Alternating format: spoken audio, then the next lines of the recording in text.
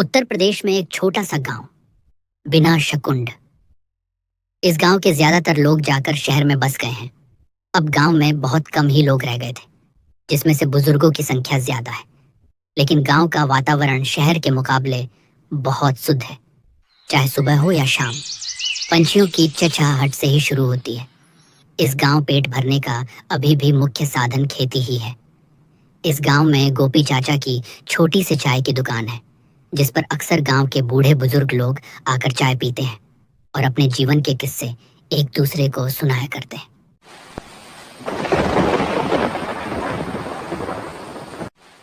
शाम के 7 बज गए हैं। गोपी चाचा की दुकान पर सोहन काका और शैलेंद्र चाचा बैठे हुए हैं। और गोपी, तुम्हारी दुकान कैसी चल रही है? ठीक ठाक ही चल रही है सोहन काका। धीरे धीरे ऐसा लगता है समय बदलता जा रहा है। पहले शाम को दुकान पर कई बुजुर्ग लोग आते थे और फिर लंबी बातें होती थीं, जिससे उस वक्त मेरी दुकान भी काफ़ी अच्छी चल रही थी। हाँ, वो तो है।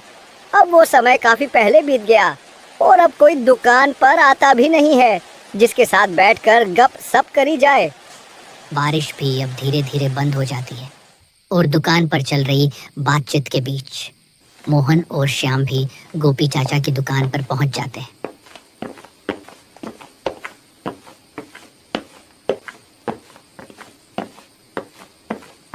गोपी चाचा, 2 कप कड़क गर्म चाय लगाओ। इस बारिश के मौसम में 2 कप गर्म चाय पीना तो बनता है, और साथ में गप सप करने में जो मजा वो और कहीं नहीं है भैया। बिल्कुल ठीक कहा बेटा तुमने। आओ बैठो और चाय का आनंद लो। अरे रमेश काका, आप भी यहाँ हो? मैंने तो आपको देखा भी नहीं। चलो, अब आप भी यहाँ पर हो तो इसी बहाने आपसे भी बातें हो जाएंगी। और सोहन काका, आपका काम धंधा कैसा चल रहा है? अरे बेटा, क्या बताऊं, इस बारिश ने तो सभी का हाल बेहाल कर रखा है। जो भी फसल लगाई थी वो तो अब इस बारिश में सारी बर्बाद हो गई। अब खेतों में थोड़ी बहुत सब्जियां लगाते हैं और उन्हें बाजार में बेचकर ही हमारा घर चल पाता है। अरे काका, चिंता मत कीजिए। जीवन में बुरे अच्छे दिन तो आते ही हैं। जीवन को शांति से खुलकर व्यतीत करना चाहिए। ठीक कहा मोहन बेटा तुमने। हमें बची जिंदगी को हंसी खुशी से जीना चाहिए। धीरे धीरे रात और भी काली होती जा रही थी। गोपी चाचा की चाय में तो स्वाद ही कुछ अलग है। मानो एक घुट चाय पीते ही सारी समस्या दूर हो गई हो। इसी स्वाद के लिए तो हम गोपी की दुकान पर आते हैं बेटा। सोहन काका, मैंने आपके बारे में गांव में बहुत सुना है। आपके साथ बहुत सारी डरावनी घटना घटी है। क्या वो सब बिल्कुल सच है? हाँ बेटा, मेरे साथ हकीकत में कई बार डरावनी घटनाएं घटी है। क्या वो तू रूह कपा देने वाली डरावनी घटनाएं सुनोगे? अरे हाँ काका, इस बारिश के सुहाने मौसम में यहाँ चाय की टपरी पर बैठकर चाय पीने में और आपकी डरावनी कहानी सुनने में तो और भी ज्यादा मजा आएगा। अरे हाँ काका, सुनाओ ना अपनी डरावनी कहानी, बहुत मजा आएगा। चलो फिर, तुम इतनी जिद कर ही रहे हो तो मैं तुम्हें अपने साथ एक घटित और डरावनी सच्ची घटना सुनाई देता हूँ। कहानी है आज से 35 वर्ष पहले की, जब मौ गांव से कुछ दूर शहर में एक अस्पताल में काम करता था। बस स्टैंड पर एक आखिरी बस आई।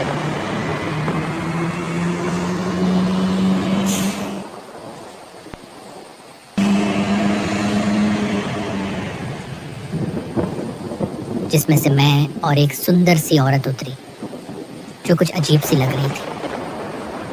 रात के करीब 12 बज चुके थे। बस स्टैंड पर कोई भी व्यक्ति दूर दूर तक नजर नहीं आ रहा था। ये तो जाहिर था, इस समय बस स्टैंड पर कोई भी ऑटो रिक्शा नहीं मिल सकती थी। मेरा घर बस स्टैंड से काफ़ी दूर था। पैदल जाने में लगभग 1 से 2 घंटे तो लग ही जाते। मेरी नई नई नौकरी लगी थी, जिस कारण मुझे हॉस्पिटल में देर रात तक कम करना पड़ रहा था। फिर वो औरत जो बस से मेरे साथ ही उतरी थी, उसने पैदल ही आगे बढ़ना शुरू कर दिया। मैंने पीछे से आवाज़ लगाई, अरे बहन रुकिए, आप कहाँ जा रही हो? अरे भैया, यहाँ खड़े रहने से तो अच्छा ही है कि मैं पैदल ही अपने घर चली जाऊँ। भले ही थोड़ा समय लगे, लेकिन यहाँ खड़े रहने से तो अच्छा ही है। मेरा गांव छाया नगर यहाँ से लगभग 12 किलोमीटर दूर है। और आपको कहाँ जाना है? अरे बहन, जाना तो मुझे भी छायानगर ही है, पर छायानगर का ये रास्ता तो जंगल से होकर जाता है ना। पैदल इतनी दूर अंधेरी रात में जाना क्या ठीक रहेगा? अरे भैया, अगर तुम इन बातों पर विश्वास करते हो तो तुम मूर्ख हो। मैं तो इन बातों पर बिल्कुल भी भरोसा नहीं करती। तुम्हें भी छायानगर ही जाना है। चलो फिर मेरे साथ, दोनों साथ मिलकर चलते हैं। वो औरत ये बात बोल तो रही थी, लेकिन मेरा उस औरत पर विश्वास करना मेरे लिए ये सबसे बड़ी भूल हो गई। मैंने उस औरत की बातों पर विश्वास कर लिया और उसके साथ गांव जाने के लिए हाँ कर दिया। चारों तरफ अंधेरा ही अंधेरा। आसमान में बिजली कड़कने के साथ एक अलग ही सन्नाटा था। बारिश भी अब धीरे धीरे अपनी रफ्तार बढ़ा रही थी। बारिश की बूंदें भी अब शरीर पर सुई चुभना सा लग रही थी, पर हम दोनों आगे बढ़ते ही चले जा रहे थे।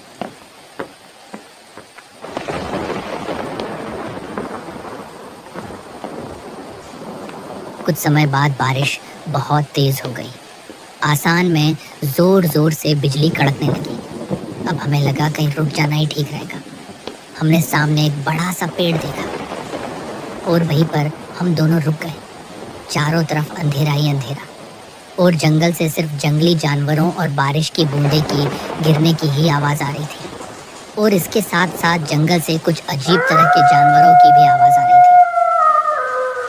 पर हम इतना ध्यान नहीं दे रहे थे। बस हमें इंतज़ार था कि किसी तरह बारिश धीमी हो जाए या फिर रुक जाए।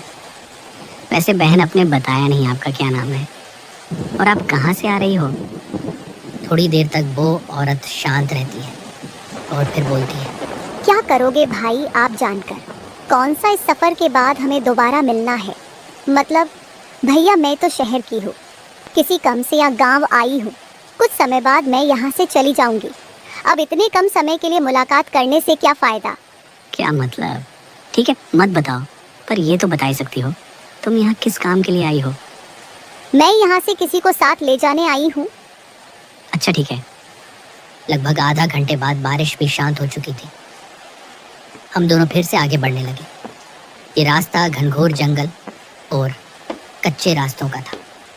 गांव वालों का कहना था कि इस रास्ते पर रात को जो भी व्यक्ति पैदल आता है, अक्सर वो गांव तक नहीं पहुंच पाता। अब इसके पीछे का राज तो मुझे भी नहीं पता था। बारिश पड़ने के कारण जंगल में काफी ठंडी ठंडी हवाएं चल रही थी और पैदल चलने में भी काफी मजा आ रहा था। लेकिन जंगल से आने वाली जंगली जानवरों की आवाज कहीं ना कहीं मुझे भयभीत सा कर रही थी। ये औरत भी मुझे कुछ अजीब सी लग रही थी, क्योंकि ये ना ही मुझे अपना पता बताना चाहती थी और ना ही ये मुझसे बातें करना चाहती थी। ये सिर्फ मेरे साथ सिर्फ आगे बढ़ता ही चला जा रहा था।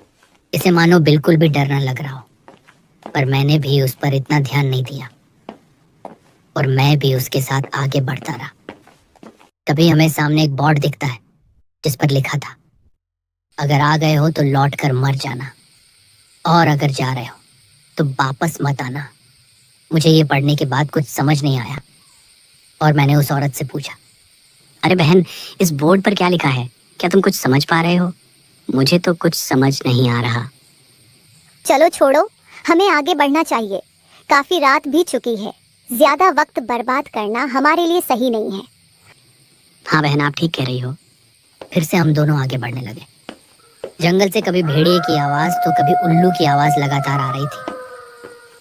बारिश रुकने का नाम ही नहीं ले रही थी, बल्कि इस बार बारिश ने तो हद ही पार कर दी। बारिश बहुत तेज पड़ने लगी। हम दोनों भाग भाग कर जल्दी से कुटिया के पास पहुंचे, जो कि बिल्कुल सूम शाम पड़ी थी। उसमें कोई नहीं था, लेकिन हमने अंदर जाना उचित नहीं समझा, इसलिए हम दोनों बाहर ही खड़े रहकर बारिश रुकने का इंतजार करते रहे।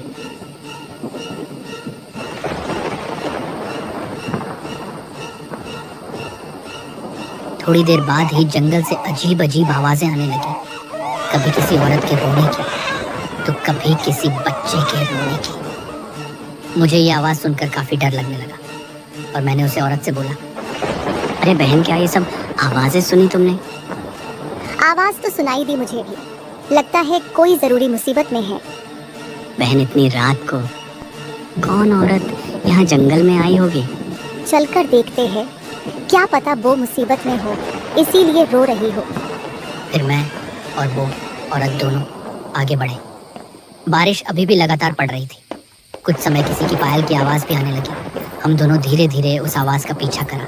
चारों ओर जंगली जानवरों की आवाज़ और काला अंधेरा और बिजली की आवाज़ के साथ साथ ये सभी आवाज़ें, मुझे कुछ ठीक नहीं लग रहा था। मैंने उस औरत से कहा, अरे बहन, मुझे ये सब कुछ ठीक नहीं लग रहा, हमें यहीं रुक जाना चाहिए।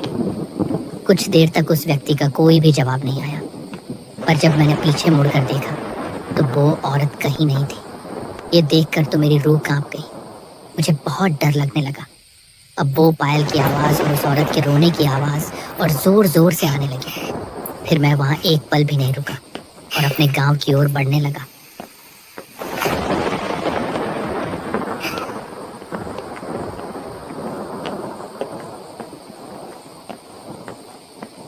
अब वह सारी आवाज़ें शांत हो चुकी थी। मैं अपने तेज कदमों से ही आगे बढ़ता जा रहा था। तभी मुझे सामने फिर से वही अजीब बोर्ड दिखता है जो कि मुझे शुरुआत में दिखा था। मैं ये देखने के बाद अचंभित रह गया, क्योंकि जो बोर्ड जंगल की शुरुआत में था वो जंगल के इतने अंदर आने के बाद दोबारा कैसे आ गया। मुझे अब सच में बहुत डर लगने लगा था। थोड़ी देर बाद फिर से उस औरत की रोने की आवाज़ आने लगती है।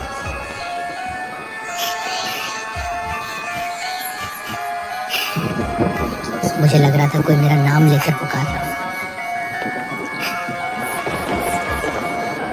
जब मैं उस आवाज़ के नज़दीक गया तो देखा कि कोई आदमी पेड़ के नीचे खड़ा है। ठीक से वह दिखाई नहीं पड़ रहा था।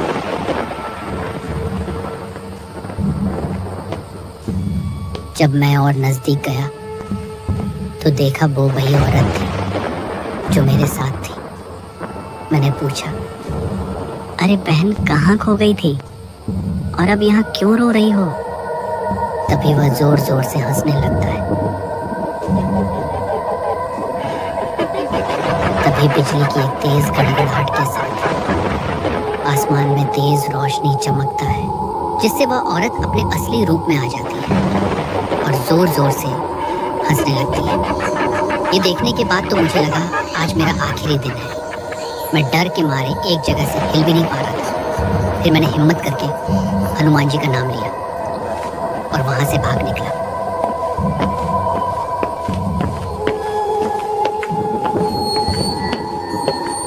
मैं अपनी पूरी जान लगाकर वहां से भाग रहा। मेरे पास इस समय भागने के अलावा और कोई रास्ता नहीं था। मैं भागता रहा।